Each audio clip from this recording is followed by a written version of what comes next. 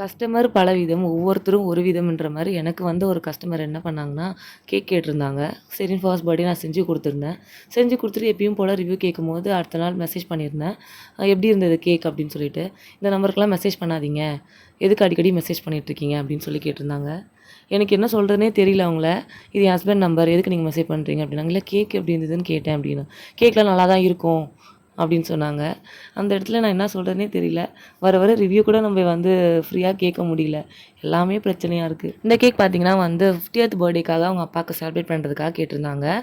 இந்த கேக் வந்து 50 அப்படின்னு சொல்லிட்டு அந்த நம்பர் கேக் மாரி கேட்டிருந்தாங்க. இது நான் வந்து நம்பர் கேக்கே பண்ணது கிடையாது. இதான் ஃபர்ஸ்ட் டைம்.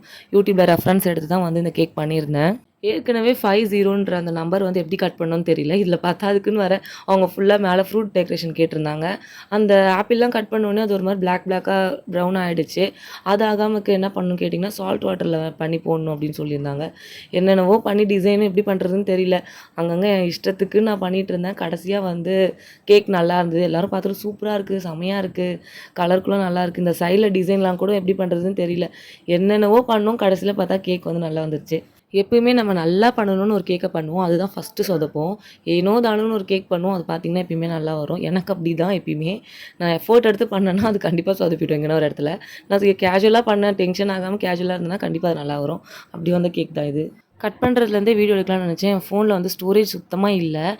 என்னால வீடியோ கிளிப்ஸே எடுக்க முடியல. கொஞ்சம் கொஞ்சம் தான் நான் இத எடுத்து வச்சிருந்தேன். அது பத்தாதுக்குன்னு என்னோட ஒர்க் ஏரியாவும் ரொம்ப சின்னது. சின்ன டேபிள்ல தான் நான் வச்சு பண்ணிட்டுருக்கேன். ஸோ எனக்கு ஒர்க் ஏரியாவிலும் அது கரெக்ட்டா ஃபோக்கஸ் பண்ணி எடுக்க முடியல. அதனால முடிஞ்ச அளவுக்கு கொஞ்சம் கொஞ்சம் கிளிப்ஸ் மட்டும் தான் நான் உங்களுக்கு வந்து ஷேர் பண்ணியிருக்கேன். இந்த கேக்க செய்யறத விட இந்த கேக் செஞ்சு முடிச்சதுக்கப்புறம் இந்த சைட்ல இருக்க அந்த க்ரீம் இல்ல அந்த போர்ட கிளீன் பண்றது எனக்கு ரொம்ப கஷ்டமா இருந்தது. எப்படியோ கடைசியில கஸ்டமர் ஹாப்பி ஆனாச்சு. பாய் ஃபிரெண்ட்ஸ்.